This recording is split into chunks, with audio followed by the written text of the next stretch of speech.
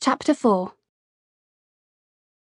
I recently read an interesting article about a 12-week-old abandoned monkey in China who was taken to a sanctuary where it formed a strong and intense friendship with a white pigeon. Despite having nothing at all in common, they immediately became inseparable. Sometimes, I wonder if my best friend Nat and I look as ridiculous together as they do. Now is one of those moments. By the time I've hastily pawed at myself with a damp cloth and kissed my comatose family goodbye, I'm more than 15 minutes off schedule and hyperventilating with panic. And Nat looks like she couldn't be less bothered. She's sitting on the bench at the junction. Her new fringe is perfectly straight. Black eyeliner is identical on both eyes, and a stripy dress is hanging off one shoulder, as if she totally means it to. Francois may be long gone, but something about her French exchange must have stuck. Nat looks like she should have English subtitles. "I'm sorry I'm late," I say breathlessly, handing her a chocolate button, and then realising I've smudged brown icing all over my t-shirt, and it looks disturbingly like something else. "Do you think the results are out yet? Do you think we've both passed?" "This is an awful way to start a day," Nat says, looking up from a copy of Vogue. "Harriet, what are we going to do?" I smile at her in relief. Obviously, I totally misjudged my best friend. We will navigate these terrifying academic waters together.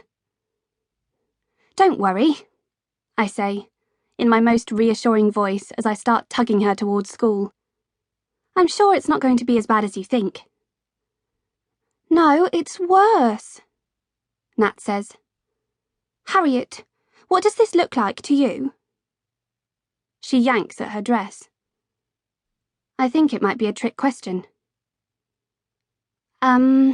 That's a... shift. Robe. Frock, isn't it?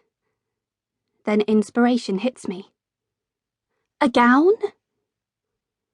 It's stripes, Harriet. I've gone and worn stripes.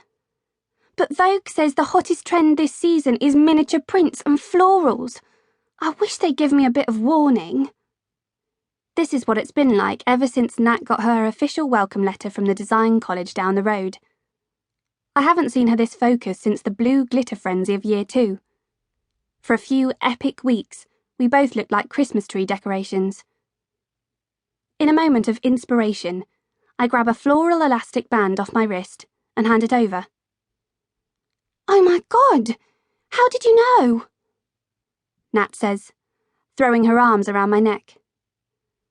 "I am very up-to-date on sartorial trends," I say, nodding wisely. Plus, a stylist left it in my hair once, and I've been using it to keep my pencils together ever since.